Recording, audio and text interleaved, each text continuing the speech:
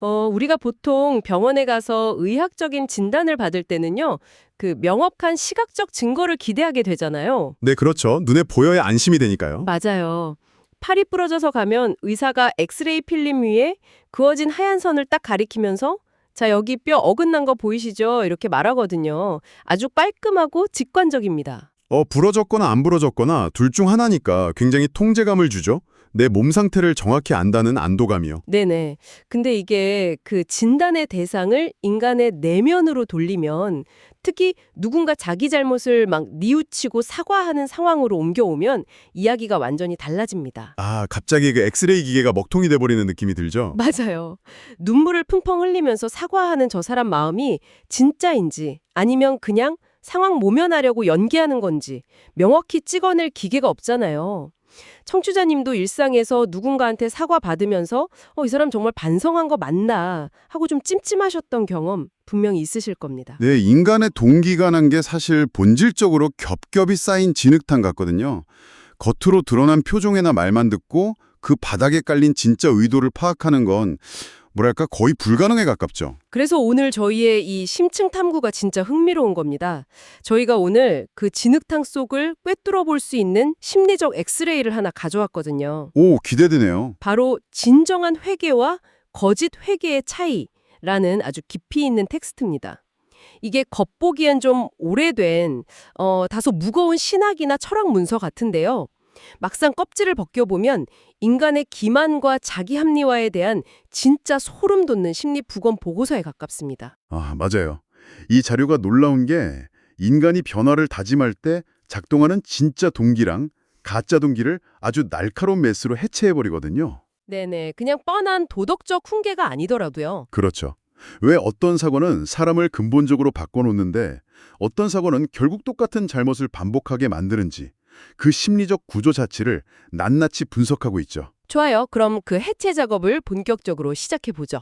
누군가 잘못을 뉘우친다고 할 때 가장 먼저 봐야 할 건 당연히 왜 뉘우치는가, 즉 동기 문제잖아요. 네, 동기가 모든 것의 출발점이니까요.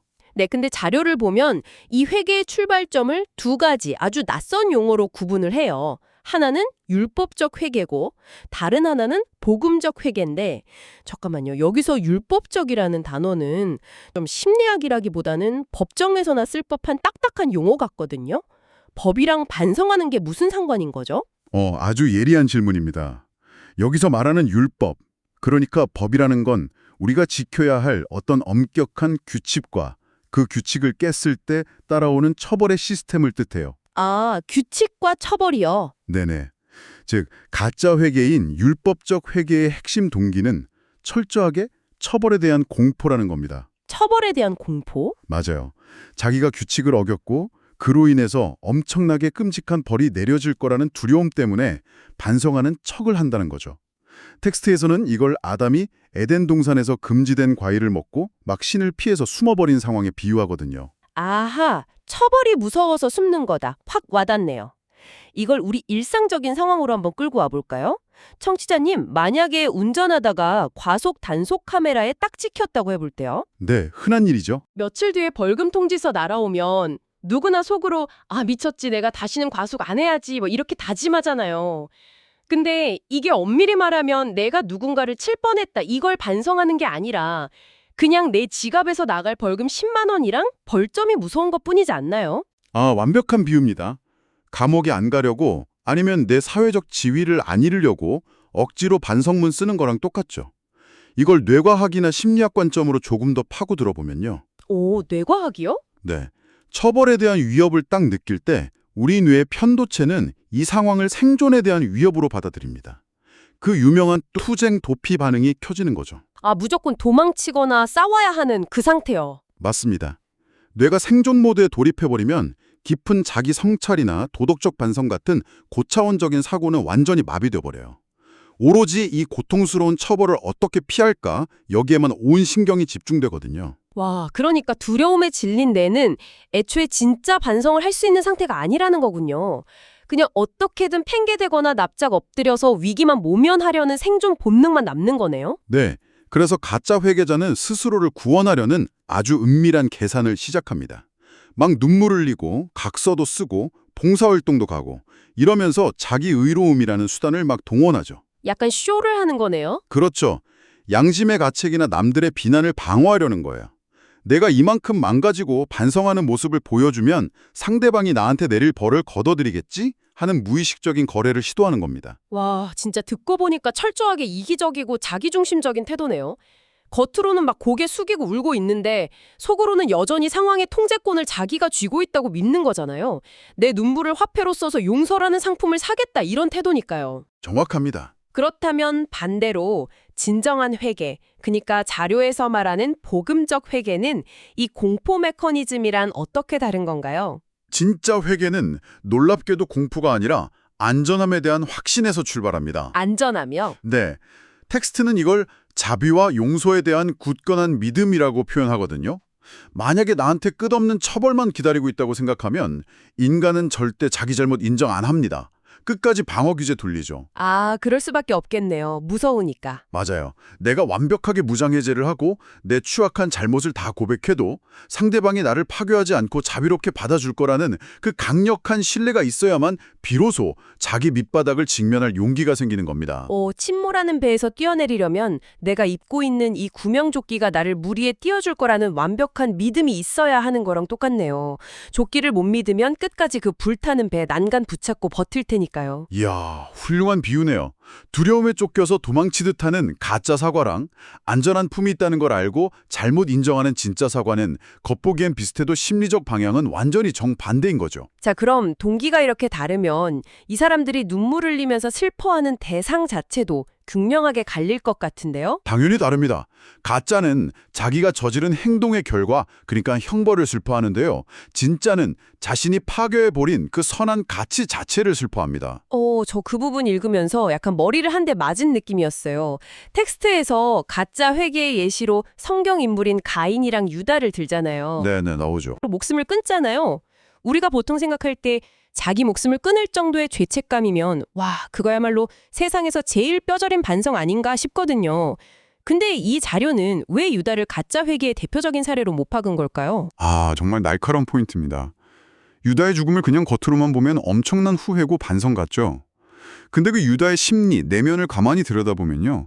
그가 슬퍼했던 건 내가 무고한 피를 팔았구나. 그 사실 때문에 받게 될 영원한 형벌, 그 끔찍한 결과였어요. 아, 결과에 대한 공포. 네, 평소에 자기 내면에 깊이 자리 잡고 있던 탐욕이나 위선, 막 돈에 대한 집착 같은 본질적인 악함에 대해서는 조금도 괴로워하지 않았거든요.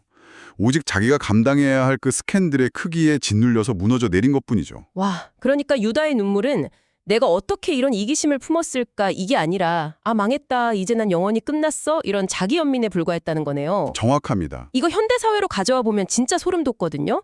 뉴스 보면 막 유명 정치인이나 연예인들이 범죄 저지르고 카메라 앞에서 펑펑 우는 모습 자주 보잖아요. 네, 심심치 않게 보죠. 대중은 그거 보면서 어휴, 그래도 저렇게 우는 거 보니까 반성은 하네 이렇게 생각하기 쉬운데 이 텍스트 기준을 대입해보면 그 눈물이 뭐 광고 계약 끊기고 명성 무너지고 대중들 질타받을 게 두려워서 흘리는 거라면 그건 철저히 이기적인 가짜 눈물이란 뜻이 되잖아요. 바로 그 지점에서 이 텍스트의 통찰이 진짜 빛을 발하는 겁니다. 자료에 나오는 아주 기가 막힌 댐의 비유를 한번 떠올려 보시죠. 댐이요? 네, 댐이 어떻게 물을 막고 있죠? 거대한 콘크리트 장벽이라는 물리적인 억압으로 그 엄청난 수압을 간신히 버티고 있는 거잖아요. 가짜 회계가 이 댐이랑 완벽하게 똑같습니다. 처벌에 대한 두려움이라는 콘크리트 벽으로 자기 안에서 막 들끓고 있는 더러운 욕망들을 억지로 짓눌러 놓은 상태라는 거죠. 와, 겉으로는 호수처럼 잔잔해 보이는데 속으로는 언제든 터져나올 준비가 돼 있는 거군요. 네네. 그래서 만약 시간이 지나서 사람들 관심이 좀 식거나 아니면 이 정도 자숙했으면 이제 용서해주겠지 하는 계산이 서서 그 두려움의 벽이 조금이라도 얇아지면 어떻게 될까요? 오, 상상만 해도 끔찍한데요? 막혀있던 수문이 열리면서 예전의 그 파괴적인 본성들이 폭포수처럼 다시 쏟아져 나오겠네요. 맞습니다. 본성은 단 1%도 변하지 않았고 그냥 공포 때문에 일시정지 버튼만 꾹 누르고 있었던 거니까요.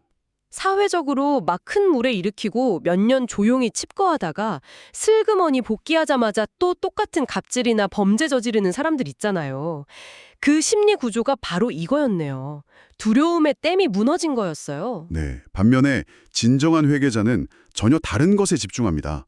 자료에서는 이걸 기질적인 죄라는 표현으로 설명하던데요. 기질적인 죄요? 무슨 체질이나 피부병 같은 걸 말하는 건가요? 일종의 영적인 체질이나 뿌리 깊은 성향이라고 보시면 됩니다. 진짜 회계자는 밖으로 드러난 스캔들이나 범죄 사실보다 그런 행동을 만들어낸 내면의 뿌리 자체를 혐오하거든요. 뿌리 자체를요? 네, 남들은 전혀 눈치채지 못하는 내 안의 묘한 위선이나 남을 은근히 깔보는 교만, 모든 걸 내 중심으로만 돌리려는 그 깊은 이기심, 그런 것들 말이죠. 약간 가짜 의사는 피부에 막 붉게 발진 올라오면 연고만 대충 바르고 다 나았다고 우기는데 진짜 의사는 그 발진 만든 혈액 속 바이러스를 찾아서 완전히 박멸하려고 하는 거랑 비슷하네요. 오, 아주 적절합니다. 진짜 회계자는 자기가 사랑하고 존중해야 할 선한 가치를 내 손으로 훼손했다는 그 악의 썩 자체의 깊은 슬픔을 느끼거든요. 벌 받을까 봐 우는 게 아니라 선을 배신한 내 자신에 대해서 우는 거죠.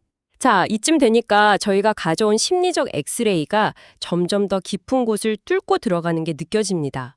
자, 동기가 다르고 슬퍼하는 대상이 다르다면 그 죄책감을 처리하면서 겪는 감정 상태도 완전히 다를 텐데요. 네, 감정의 궤적도 확연히 갈리죠. 저는 이 세 번째 파트 읽으면서 제 머릿속에 약간 지진이 났거든요. 평소 상식이 완전히 박살났어요. 아, 절망에 관한 부분 말씀하시는군요. 네, 텍스트에서는 가짜 회계자가 막 낙담하고 절망에 빠진다고 하면서 이 절망이야말로 가장 큰 죄악 중 하나라고 규정하잖아요. 네, 명확하게 그렇게 쓰여 있죠. 아니 잠깐만요. 보통 가해자가 죄책감에 짓눌려서 밥도 안 먹고 자기를 막 쓰레기 취급하면서 완벽하게 절망해야 대중들은 저 사람 진짜 반성하네. 이렇게 믿잖아요. 만약 가해자가 조금이라도 희망을 가지거나 웃으면 네가 감히 지금 밥이 넘어가냐? 평생 절망해 이러면서 분노하고요. 근데 텍스트는 오히려 그 절망이 가짜라고 하니까 이 역설을 어떻게 받아들여야 되나요? 대중 정서로는 조금 받아들이기 어려울 수 있는데요. 심리학적으로 보면 이보다 정확한 통찰이 없습니다. 누군가가 깊은 절망에 빠져서 자기를 학대하는 행동이 겉으로는 엄청난 뉘우침 같지만 사실은 아주 교묘한 회피 기제거든요. 회피 기제요? 네, 나는 쓰레기야, 나는 구제불능이야 이렇게 딱 선언해버리면 역설적으로 더 나은 사람이 되기 위해 치열하게 노력해야 할 책임에서 싹 벗어나게 됩니다. 이미 완전 바닥을 쳤으니까 더 올라갈 필요도 없고 책임질 필요도 없다는 심리적 도피처가 되는 거죠. 와, 대박. 자학이 자기 합리화랑 도피 수단이 된다는 거네요. 듣고 보니까 진짜 소름입니다. 스스로 채찍질하는 척하면서 사실은 그 뒤에 숨어버리는 거군요. 게다가 가짜 회계자는 무의식 속에서 신이나 절대적 도덕률을 무자비한 폭군으로 생각해요. 벌이 무서워서 엎드려 있긴 한데 속으로는 기준 왜 이렇게 숨막혀? 저 가혹한 잣대 때문에 내 인생 망했어 하면서 원망이랑 증오를 키우거든요. 채찍든 주인을 미워하면서 억지로 순종하는 노예 같은 상태네요. 맞아요. 그런 절망과 증오 속에서는 어떤 건설적인 변화의 동력도 나올 수가 없죠. 영원히 마비돼 버리니까요. 그래서 텍스트가 진짜 회개 조건으로 용기를 주는 희망을 강조한 거군요. 절대적인 자비가 있다는 굳건한 신뢰 말이죠. 진짜 뉘우치는 사람은 억제로 끌려가는 노예가 아니라 아버지를 실망시켜서 마음 아파하는 자녀 같다라는 비유가 딱 떠오릅니다. 정확히 그 지점입니다.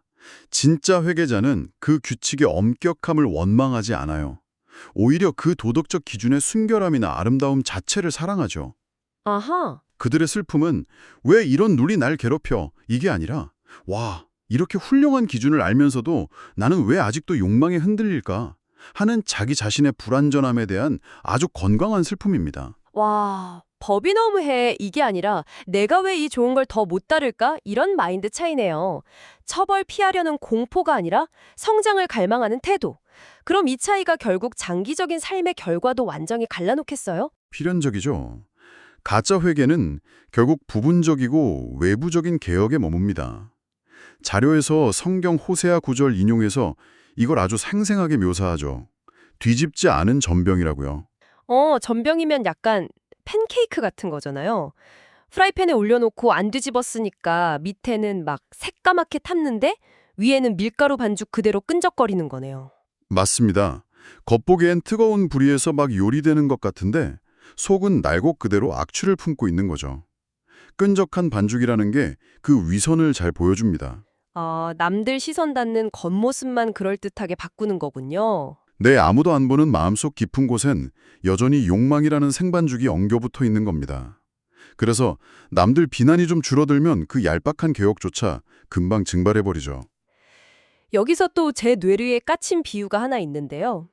텍스트에서 가짜 회계를 소나기에 온 뒤에 길가에 고인 물웅덩이에 비유하고 진짜 회계를 살아있는 샘에서 대속 솟아나는 물에 비유하잖아요. 네, 아주 아름다운 비유죠. 이거 옆반 일상의 다이어트랑 비슷하지 않나요? 청취자님들도 공감하실 텐데 건강검진 받고 의사가 이대로면 큰일 납니다 하면 무서워서 며칠 막 미친 듯이 굶고 뛰잖아요. 이게 딱 소나기 직후 물웅덩이인 거죠. 아, 완벽하네요. 질병이라는 처벌이 무서워서 반짝 고인물. 네, 근데 며칠 뒤에 날씨 맑아지면 싹 말라붙잖아요. 반면에 내 몸을 사랑하게 돼서 건강한 삶 자체를 즐기며 매일 조깅하는 건 살아있는 샘물이고요. 비가 오든 안 오든 계속 맑은 물이 솟아나니까요. 이 살아있는 샘물이 영구적인지 확인하는 아주 결정적인 테스트가 자료에 나옵니다. 그 신성로마 제국 지기수문투 황제 일화 기억나시죠?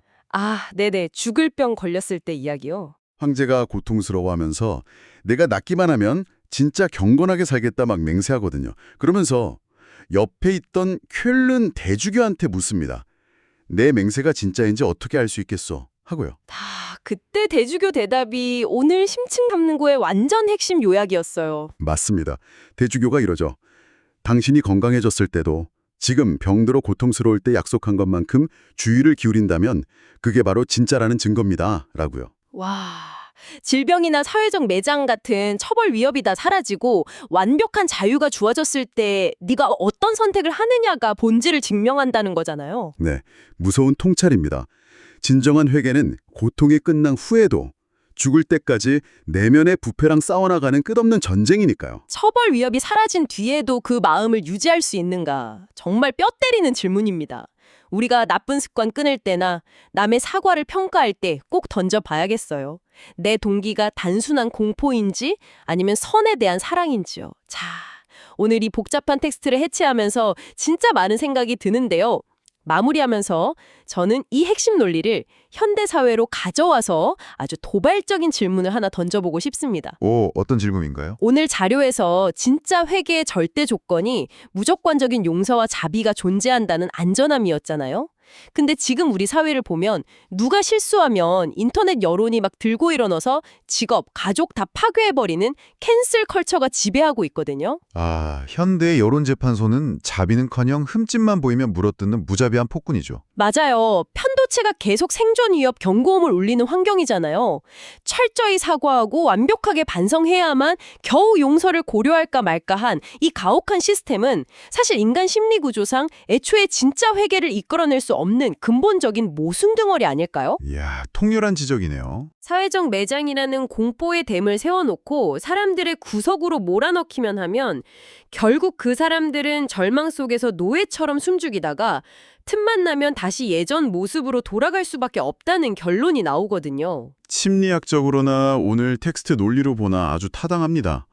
진정한 반성과 근본적인 변화를 원한다면 역설적에게도 사회가 실수에 대해서 무조건적인 용서의 가능성과 절대적 안전함을 먼저 제공해야 한다는 좀 불편하지만 묵직한 진실을 마주하게 되네요. 완전 딜레마죠. 벌을 피하려는 가짜 악어의 눈물을 양산할 건지 아니면 진짜 마음의 악함을 슬퍼하고 변할 수 있게 모함적인 자비를 베풀 건지. 과연 우리 사회는 누군가에게 진정한 회개를 허락할 만큼 충분히 안전한 곳일까요? 오늘 저희가 나눈 이 통찰이 청취자님들의 일상의 새로운 엑스레이가 되길 바라면서 생각의 꼬리를 무닌 이 묵직한 질문을 남겨두고 저희는 다음 심층 탐구에서 뵙겠습니다.